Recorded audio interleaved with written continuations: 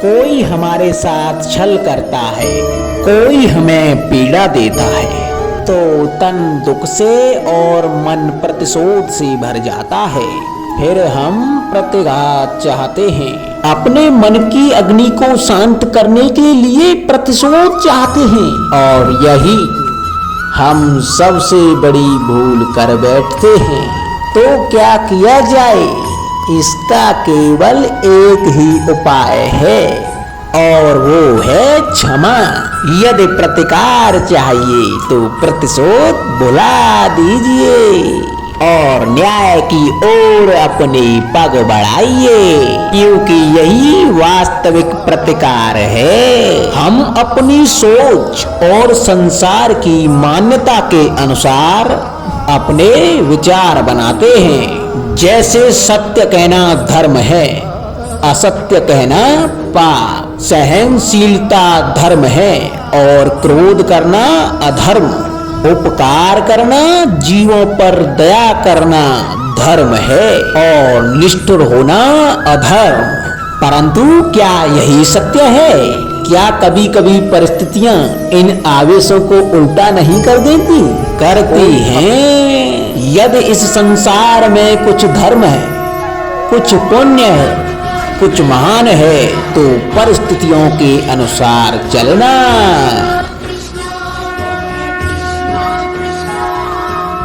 क्या जटायु स्मरण है आप सबको? वो जिन्होंने रावण पर क्रोध किया था, उस पर आक्रमण किया था। उस समय जटायु का क्रोध पाप नहीं था, बल्कि धर्म था। इसीलिए अंत में उन्हें भगवान राम की गोद मिली।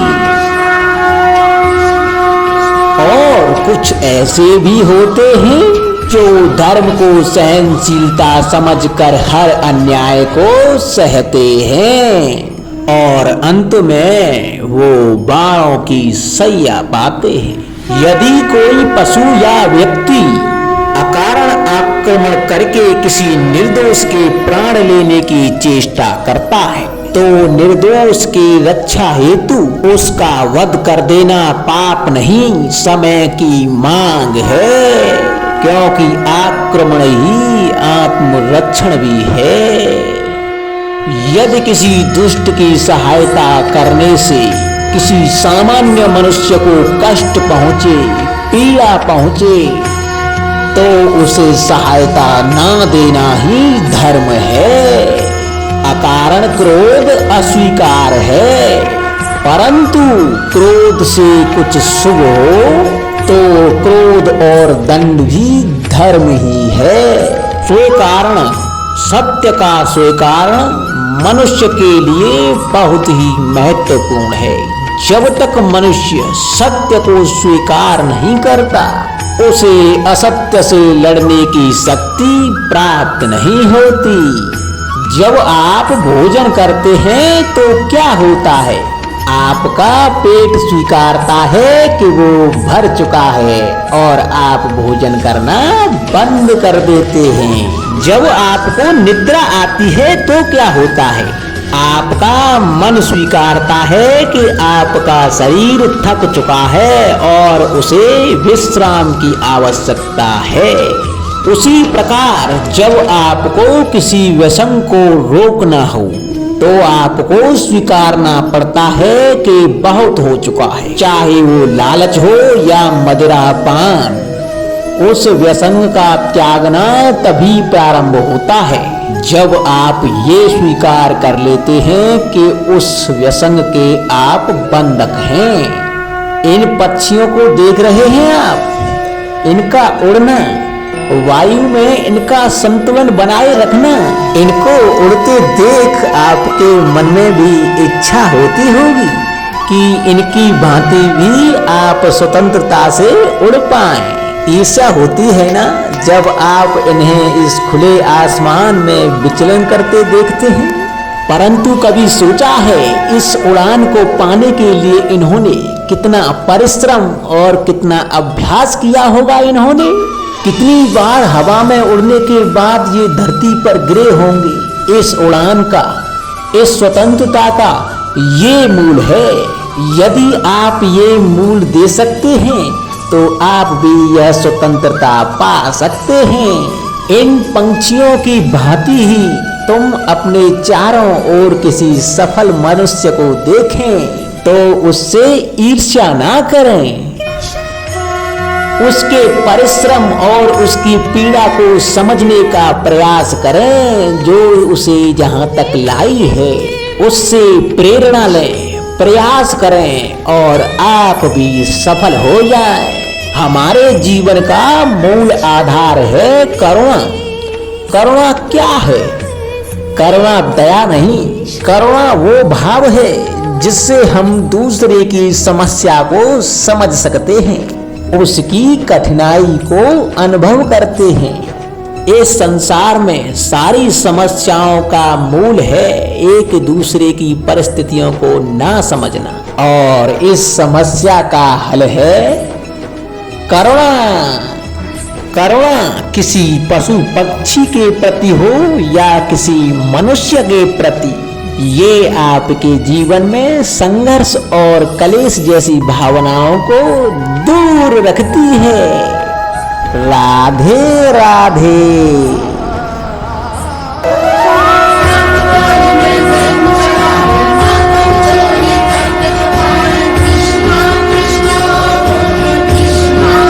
धैर्य होना अत्यंत आवश्यक है, क्योंकि माली किसी पेड़ को 100 घंटे से अधिक भी पानी देता रहे तब भी फल तो मौसम के आने पर ही लगेंगे। मित्रों, लोगों की निंदा से परेशान होकर कभी अपना रास्ता मत बदलना, क्योंकि सफलता शर्म से नहीं साहस से मिलती है। ऊपर वाले के न्याय की चक्की धीमी जरूर चलती है, लेकिन याद रखना ये पीसती बहुत अच्छे से है। श्री कृष्ण जी कहते हैं कि समय कभी नहीं रुकता। आज यदि बुरा चल रहा है तो कल अवश्य अच्छा ही आएगा, और आप केवल निस्वार्थ भाव से कर्म कीजिए, क्योंकि वही आपके हाथ में है। राधे राधे। प्रेम से बोलो जय श्री राधे। अब आइए श्रीमद् भागवत गीता के कुछ उपदेशों का वर्णन करते हैं। मित्रों, कर्म किए जाओ पर फल की चिंता ना करो, और आत्मा अमर है इसलिए मरने की चिंता मत करो। इस संसार में कुछ भी स्थायी नहीं है। नरक के 3 द्वार हैं, काम, क्रोध और लोभ। मौन सबसे अच्छा मित्र है किसी ऐसे व्यक्ति के लिए जो आपके शब्दों को महत्व नहीं देता। आत्मा का अंतिम लक्ष्य परमात्मा में मिल जाना होता है। धर्म केवल कर्म से होता है, कर्म के बिना धर्म की कोई परिभाषा नहीं संसार में। मित्रों, अहंकार करने पर मनुष्य की प्रतिष्ठा, वंश और वैभव तीनों ही समाप्त हो जाते हैं। श्री कृष्ण कह रहे हैं, मैं सभी प्राणियों के हृदय में स्थित आत्मा हूँ। मैं सभी प्राणियों का आदि और मध्य में अंत भी हूँ। सत्य कभी नष्ट नहीं हो सकता। तभी तो मित्रों, अच्छा करने से कभी नहीं डरना चाहिए। आप केवल निस्वार्थ भाव से कर्म कीजिए, क्योंकि केवल वही आपके हाथ में है। मनुष्य कितना भी गोरा क्यों ना हो, परंतु उसकी परछाई सदैव काली होती है। मैं श्रेष्ठ हूँ ये केवल आत्मविश्वास है, लेकिन सिर्फ मैं ही श्रेष्ठ हूँ यह एक अहंकार है। व्यक्ति जो चाहे बन सकता है यदि विश्वास के साथ इच्छित वस्तु पर लगातार चिंतन करे। प्रेम सदैव माफी मांगना पसंद करता है, और अहंकार सदैव माफी सुनना पसंद करता है। जो रास्ता ईश्वर ने आपके लिए खोला है उसे कोई कभी भी बंद नहीं कर सकता, क्योंकि मनुष्य का जीवन उसके कर्मों पर चलता होता है। जैसा कर्म होता है वैसा उसका जीवन होता है। एक बार माफ करके अच्छे बन जाओ, परंतु दोबारा उस इंसान पर भरोसा करके बेवकूफ कभी मत बनो। मन की गतिविधियों और अपनी इंद्रियों पर काबू पाने के बाद भगवान की शक्ति सदा आपके साथ रहती है। जीवन में आधे दुख इस वजह से आते हैं क्योंकि हमने उनसे आशाएं रखी जिनसे हमें नहीं रखनी चाहिए थी। मैं ही इस सृष्टि की रचना करता हूँ, मैं ही इसका पालन पोषण करता हूँ और मैं ही इनके कर्म के आधार पर इस सृष्टि का विनाश करता हूँ। जब संसार में धर्म की हानि होगी और अधर्म की विजय होगी तब इस संसार में मैं अवतार लूंगा। शांति से भी दुखों का अंत हो जाता है और शांत चित्त मनुष्य की बुद्धि शीघ्र ही स्थिर होकर परमात्मा से युक्त हो जाती है। हमारी आत्मा की परीक्षा तब होती है जब हम जो चाहे वो न मिले और फिर भी हमारे दिल से प्रभु के लिए शुक्रिया ही निकले। लोग अक्सर सच कहने से बचते हैं या डरते हैं, परंतु सत्य कभी छिप नहीं सकता और ना ही नष्ट हो सकता है। कितना भी छिपा ले पर सच तो उजागर हो ही जाता है। जो बात सच पर आधारित हो उसे करने या कहने या मानने से कभी नहीं डरना चाहिए। अगर इच्छा पूरी नहीं होती तो क्रोध बढ़ता है और इच्छा पूरी होती है तो लोभ और लालच बढ़ता है। इसलिए जीवन की हर स्थिति में धैर्य बनाए रखना मित्रों। धर्म केवल रास्ता दिखाता है लेकिन मंजिल तक तो कर्म ही पहुंचाता है। वह जो सभी इच्छाएं त्याग देता है, मैं और मेरा की लालसा और भावना से मुक्त हो जाता है, उसे ही शांति प्राप्त होती है। श्री कृष्ण ने कहा है अगर तुम्हें किसी ने दुखी किया है तो दुखी मत होना, क्योंकि लोग उसी पेड़ पर पत्थर मारते हैं जिस पर फल अत्यधिक मीठे होते हैं। राधे राधे, प्रेम से बोलो जय श्री राधे। जिसने अपने आप को वश में कर लिया है उसकी जीत को देवता भी हार में बदल नहीं सकते।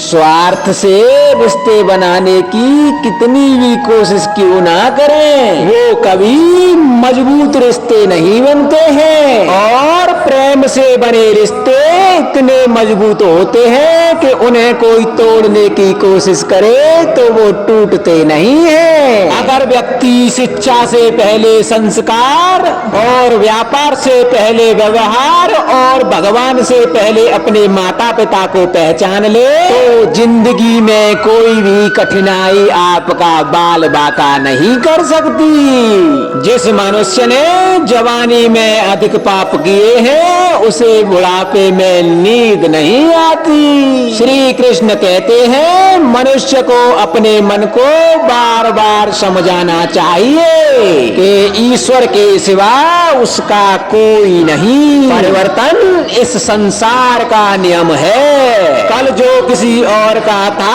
आज वो तुम्हारा है एवं कल किसी और का होगा। विषयों का चिंतन करने से विषयों की आसक्ति होती है और आसक्ति से इच्छा उत्पन्न होती है और इच्छा से क्रोध होता है और क्रोध से सम्मोहन और फिर अविवेक उत्पन्न होता है। मात्र जो कुछ हुआ अच्छे के लिए हुआ, जो हो रहा है वो अच्छे के लिए हो रहा है और जो होगा वह अच्छे के लिए ही होगा। मेरे लिए ना कोई ग्रहित है ना कोई प्रिय और न कोई निर्धन है और न कोई धनी।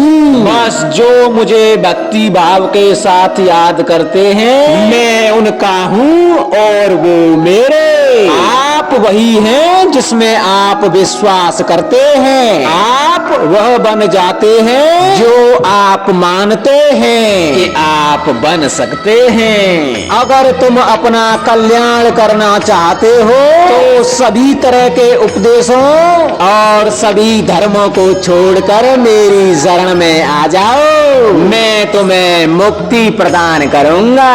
जिस इंसान के चारों तरफ नकारात्मक लोग रहते हैं उस इंसान का अपनी मंजिल से भटक जाना निश्चित होता है। जिंदगी में सब कुछ खत्म होना जैसा कुछ भी नहीं होता। हमेशा एक नई शुरुआत हमारा इंतजार कर रही होती है।